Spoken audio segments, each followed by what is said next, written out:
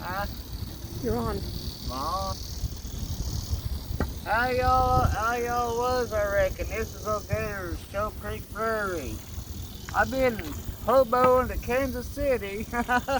Just now getting back, I tell you what, that was a fun little trip hopping trains, and I was up to Kansas City going to craft brew places, trying to come up with a recipe to try myself, and I think I got me something going on. As soon as I get off these railroad tracks, we'll go back inside. We'll start us a new beer. How about that? So, we'll see you back inside. Ready? And I am the Ninja Hobo. Ha ha ha! Gator's back from my little hobo trip. Uh, I got me a recipe. Today we're gonna do a grapefruit IPA. I got my water starting to heat up, and I'm gonna go ahead and take a look at this. This is one humdinger of a kit. I mean, look at all that dry malt extract I gotta put in this, and there's my specialty grains right there.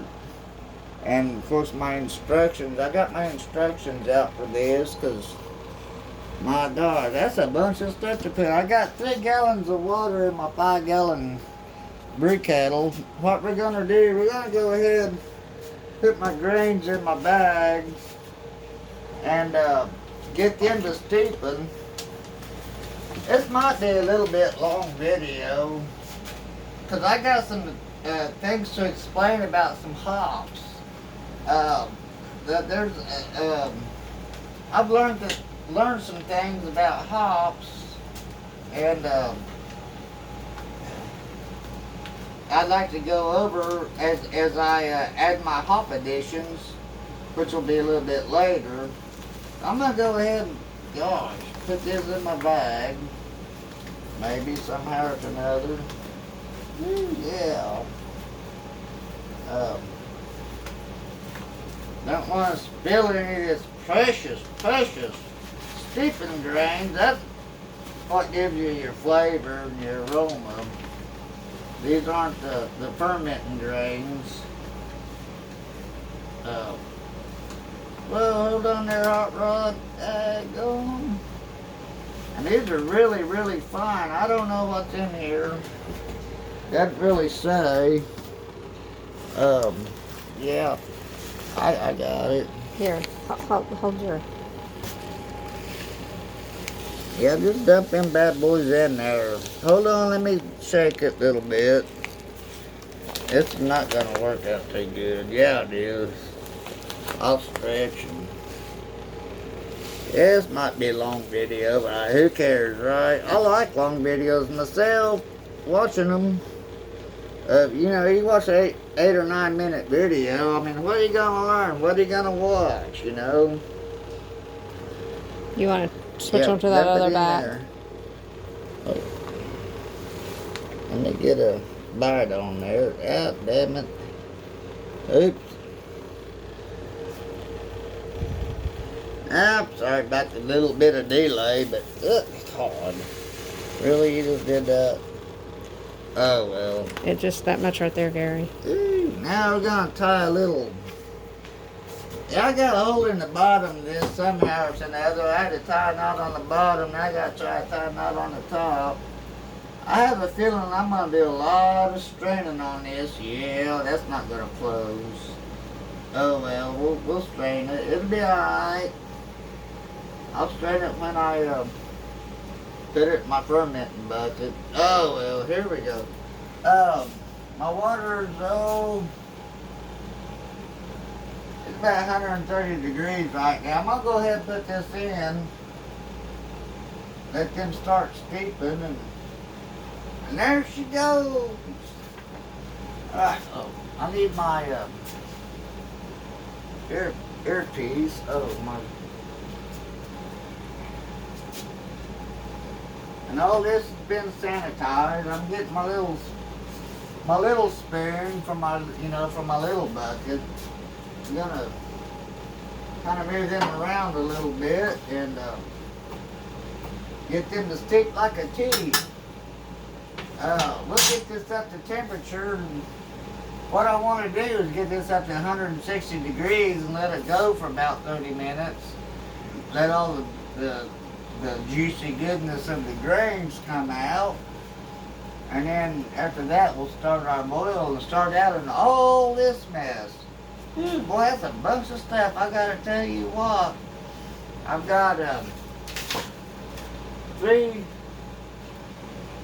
4 different hops, but one, the Simcoe, I'm gonna add it to my secondary for a dry hop. But I'm gonna use a ½ ounce of Horizon hops at the beginning of the boil, and then about 30 minutes into the boil, I'll add the rest of that ½ ounce. This is a 1 ounce package. And then I'll add some Chinook toward the end of the boil. And I got some Citra at the very end, a flame out for the aroma and the flavor. Yeah, and I got some grapefruit to add to my secondary for the add a little bit more grapefruit. I'm thinking about using some grapefruit juice. I'm gonna put it in the freezer, and then during my secondary, I'll just drop that, take it out of my freezer bag and drop it into my secondary and let it melt. That way, all the grapefruit flavor will kind of ooze through. Yeah. So we'll be back when when it gets up to temperature. We'll be right back. All right. We're at 152 degrees. It's coming up on 160. I'm gonna turn this down a little bit, which is all right. I'm gonna go ahead and set my timer for 30 minutes. We're gonna let that simmer for about 30 minutes. It's already changing color if you want to come and take a look at the color. Yeah, I know I'm losing some grains, but hey, you know what? When I put it in my fermenting bucket, I got a strainer, somehow it'll strain out, and it'll be, because I gotta, strain my hops and everything. But I usually mash my all grain about 152, 155, not much more than that. So this will be alright at 152. Yeah, it's going up to 160. I'm turning my heat down a little bit. While we're waiting for the 30 minutes of the steeping time, I got a little story for you. I told you in a few videos back, I got stories galore to tell. Boy, howdy. I got me some homebrew right here. Back when I was in boot camp, I never did smoke. When I was a youngin', well, I tried cigarettes when I was a teenager, but what teenager don't? I never really got into the smoking thing till I got into boot camp. Now, being a country boy growing up on a farm and whatnot, I chewed tobacco, and I dipped some snuff. Well, when I got to boot camp, they take all your personal property and put it up in a storage cabinet. And, there went my can of Skull. But, after what, 3 or 4 weeks into boot camp, we started getting paychecks, and they allowed us to go to the PX to get, our personal toiletries, shaving cream, soap, shampoo, whatever. Well, they also had chewing tobacco there at the PX, and they had a can of Skull, Copenhagen. Me and 2 or 3 other guys, we were dippers, tobacco chewers. We'd go up to the checkout stand there to the PX, And we'd get us a can of Skoal or Copenhagen. I got me some Copenhagen. I like Copenhagen. Kind of gives you a little head rush, you know, nicotine head rush. Well, and what we did to hide that, we stuffed it right down here in our waistband. It was undetectable. You know, you walk around with your waistband holding that can of snuff, and you know, during the day we go to classes. You know, we'd march to our classes, and luckily for us, we was kind of in the back of the back of our platoon or our you know our squad or whatever you want to call it, and we'd sneak them cans of Skoal Copenhagen out, take us a little pinch where it wasn't noticeable in our lip. And of course, back, you know, when I was growing up, I learned how to swallow. It wasn't no big deal. So a few of us knew how to swallow, you know, our cud, as you would call it. Anyway, you know, we couldn't always do that. So there, during the tail end of boot camp, you know, we was allowed to go outside for smoke breaks, and you know, that's when they had those concrete tables where you hand wash your uniforms and your little beanie cap, you know, and whatnot. And you had all that time to do that, polish your shoes. You know, we had a good 2 or 3 hours to do all that. Sit around and shoot you know, well, shoot the shit, you know, and our CO was always around watching us, you know. We couldn't really chew our tobacco, so we started bumming smokes, you know. Next time I go to the PS, I bought me a pack of Marlboros. I started smoking there at boot camp. I tell you what, I regret that to this day, because I still smoke. I'm trying to quit, but not having too much luck. I'm on Xanax, but yeah, it takes the craving away a little bit. But I've been smoking for over 30 years, you know. That's kind of hard to give up. It's not the want to, it's the addiction. It's the, man, giving up smoking is one of the hardest addictions that you can ever overcome, I guarantee you.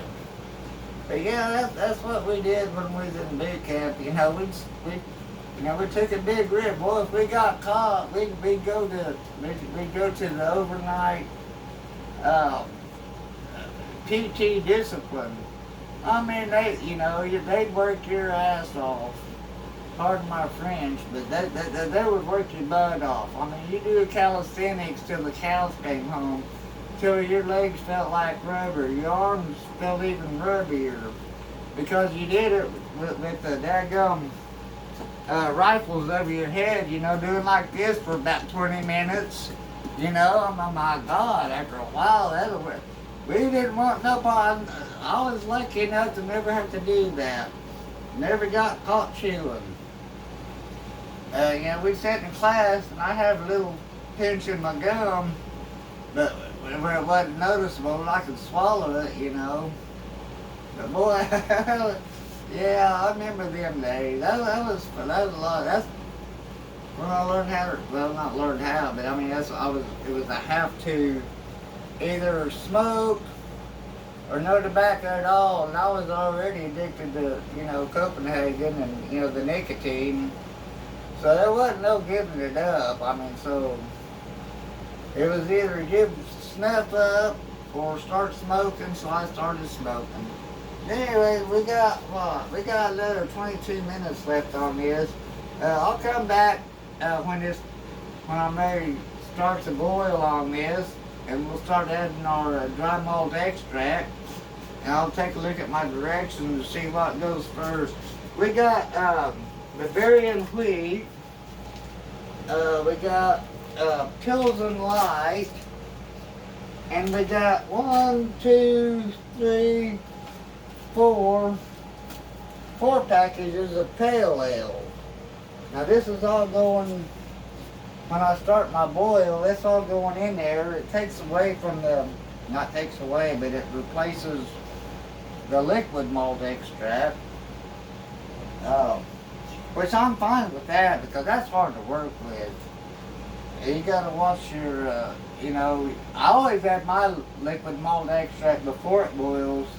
That way there's no chance of it scorching because the liquid malt extract sinks right to the very bottom of your brew pot. And you gotta, as you're pouring it in, you gotta stir like crazy to keep it from scorching. But the dry malt extract, you can just pour it in, it's just a powder, it floats on top. But it does take forever to stir it in to get it all dissolved. But there and again, I always add it before it starts boiling because the steam, because there's a lot of sugar in here, the steam will clog up the opening of your pouch. You get all kind of clumpy dry malt extract on there. And that ain't no good. We're going to take this little drink of my homebrew. Oh my God, that was so good. But we'll cut you back when this is done steeping. Now you steep this like a tea, you know. It brings out all the flavors and the aromas of your steeping grains, which is not fermentable. These are, you know, these are your flavor and your aroma grains. This is all your fermentables, all your dry malt extract. I mean, you know, for a beer kid. And I'd like to say one thing else before I pause for a little bit. I hoboed my way down to Fayetteville, Arkansas. I got this from Steve's Brew Shop there in Fayetteville. The Steve'sBrewShop.com. He has an online store.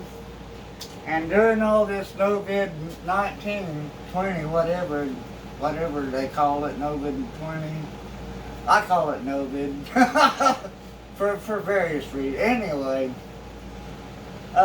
he doesn't do in-store, it's mask only. You call him up, place your order, and he'll meet, it's curbside. Which I can understand that, you know, but that's where I got this kid at. Yeah, I hoboed my way down to Fayetteville just for this. I went to Kansas City to get recipe ideas, then I hoboed down to Fayetteville to get the kit. I'm a hobo ninja, I tell you what. We'll be right back in a few minutes when I start my boil and let me win. Okay, we're back. I got a minute, 15 seconds left on this steeping. A lot of people on their steeping grains, they tie them to the top of their handles to keep the steeping grain bag off the bottom to keep it from scorching. But my good God, 160 degrees is not going to burn your bag or scorch your grains. I mean, it's just not going to happen. I let mine settle to the bottom and I stir it around a little bit, get everything off, but it's got a hole in it. I don't want to stir it too much. And another thing, I've maintained 152, 160 degrees on this stove. Just by manipulating my temperature, my temperature controls. A lot of people they'll get it up to 160 degrees and they'll pull it off the daggum fire and wrap it in blankets, set on it with a blanket. I mean, like a mother hen on an egg. If you control your temperature, you're all right. I mean, all you got to do is stay with it and watch it. You know, I don't believe in all, you know, the all-encompassing, you know, you gotta maintain that temperature or else it's all gonna go to hell. Now, I've been maintaining, if you can see, look, Well, it's done now, but it's right at 150, 160 degrees. Now, I have a link to this stove if you want to buy it. It's hobo ninja.com.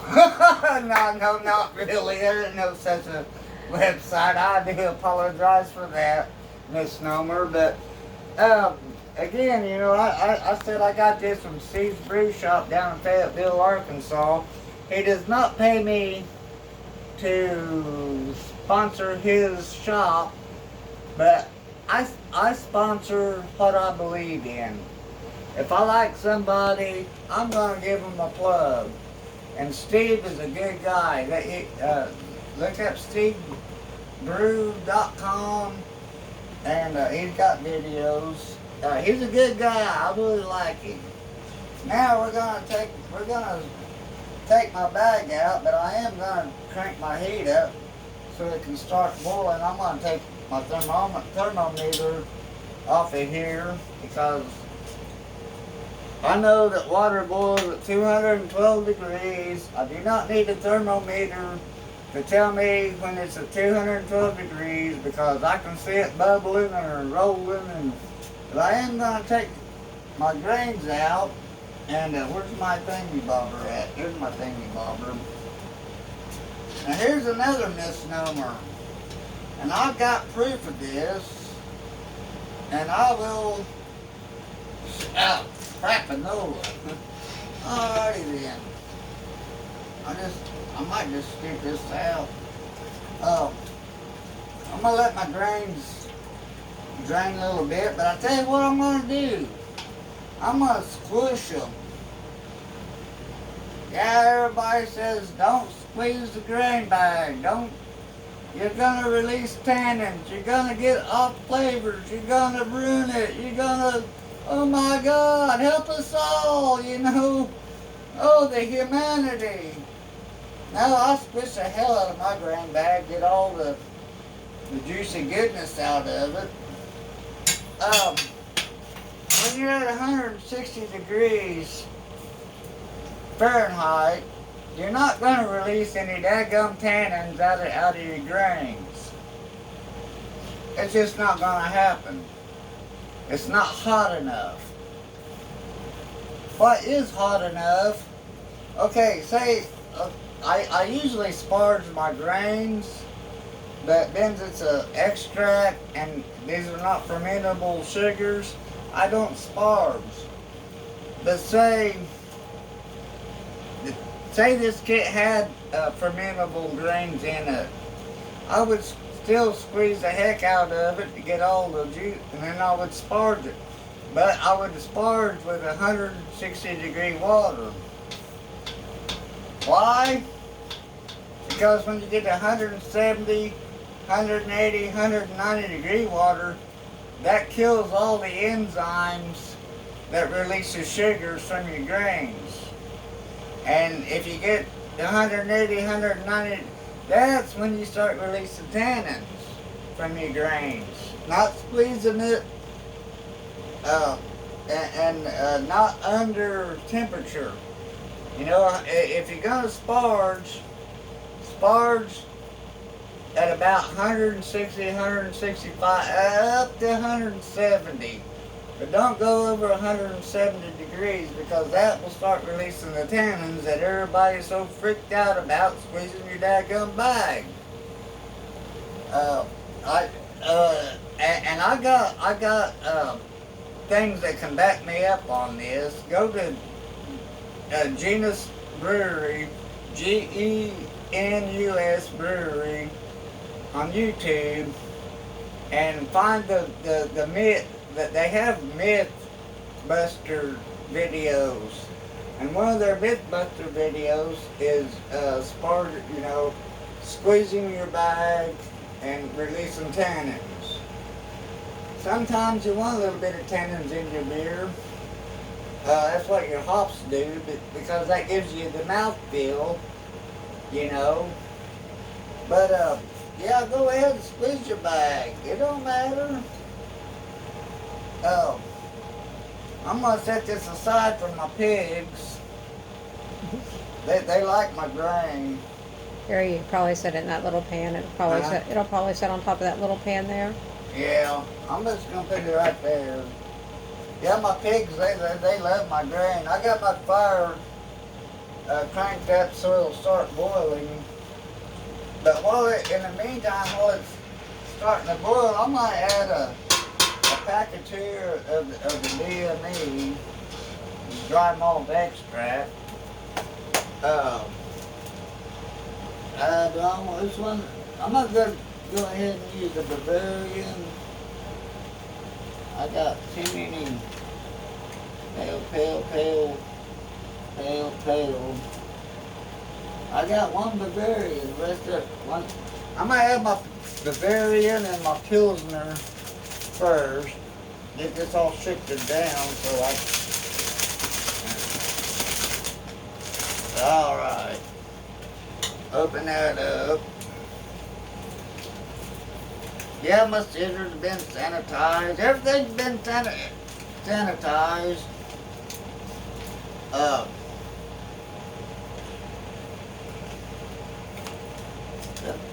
Alright, we're gonna add this. Come over here and watch me.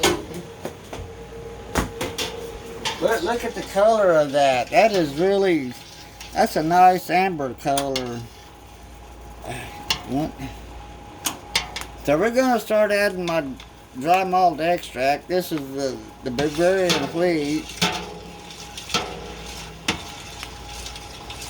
Stirring and stirring and stirring. Oh my. See, as you can see, it's starting to clump up because I'm getting a little bit of steam. Because it's heating up. Yeah, it's clumping on my bag. You gotta stir this in really good.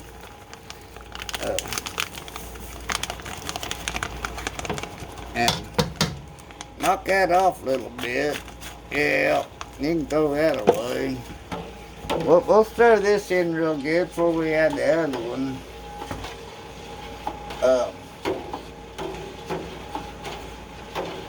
I had another story and I forgot it. I was from San Diego to Port Washington, California. Yeah, I'm a Navy Seabee, heavy equipment operator. Notice I didn't say was, I still are. My oath doesn't ever leave me. Anyway, after boot camp, I caught a little plane. I mean little. This thing looked like a box with wings. It looked like a play school mini kitchen box, where play school mini kitchens come in. Looked like a box like that with wings. We flew up to Port Washington, California from San Diego. We didn't know if that thing would even get off the daggone ground. Boy. And then that's when I discovered the real Navy, Boot camp was just a thing. Boot camp was like kindergarten. We got to Fort Washington and got to going to school, and they treated you a little bit different. They sort of treated you like somebody. They let us chew tobacco, So I went back to that, but I was still smoking cigarettes. But I turned 18 right smack dab in the middle of boot camp. That's when I turned 18. Well, California, I don't know about California per se. There was a Navy base. You could drink beer on base, but it was, the low alcohol. So we go to the bowling alley there on base and drink 2 Board Gold and Lowenbrow. That's what they offered, the under 21s. It was like what, 3.2% like Oklahoma used to be in Kansas. Kansas finally went to high alcohol volume finally. But yeah, back in California, at Port Hueneme, which is like 60 miles north of LA, a few miles west of Oxnard. That's where our little box plane, our Captain Kangaroo, or Captain Crunch box plane landed. It was there in Oxnard, and we caught a bus from the base to Port Hueneme. Port Hueneme, by the way, is home of the SEALs. That's where the SEALs train at. That's where everybody that wants to be a SEAL, that's where they start their training at, is Port Hueneme, California. Yes, sir. If I got any SEAL followers on here, or viewers, and more power to you. Hell yeah. Cheers. But anyway, we got to Port Hueneme and started our prospective CB schools. You know, CBs encapsulates heavy equipment operator. Well, basically all your construction. You got your heavy equipment operators, your electricians, your construction mechanics, which repairs what us heavy equipment operators tear up. That's what they say. Yeah, that's what they say. And you got your engineering aides, you know, your surveyors, and you got your house builders. You know, they're the ones that build all the structures for the Marines, or you know, or whatever, wherever we're stationed at or doing. You know, the builders, they build things. But I was a heavy equipment operator. You know, I run bulldozers, road graders, whatnot. Every now and then when we'd go somewhere's place, I operated on stewardesses. Anyway, now we're gonna let this boil. I gotta add some more DME, don't I? I got carried away with my stories. We're gonna add some Pills and Life this time. And I'm gonna add the pale ale as it gets closer to my boil, and then when it starts boiling, I'll go ahead and add my first hop addition. Would you settle down where I can cut you open? I might be just a little bit off kilter today. I was supposed to have chemo today, but my oncologist didn't think I needed it. He told me my body is starting to reject chemo, and my mind is just kind of out there because I don't have too many options left. And he was talking about putting me on hospice. And I said, no, sir. If I can make beer and talk to my friends here on YouTube, why the hell do I need hospice for? I'm not an invalid. This is not gonna beat. It's not gonna beat me. Cause I got too many stories to tell still. And more beer to brew, more meats to make, more wine to build. It just ain't gonna happen. I'm gonna go ahead and let this start boiling, or get it to a boil. And when it starts boiling, I'll add my first hop addition and talk about hops a little bit. And we'll be right back.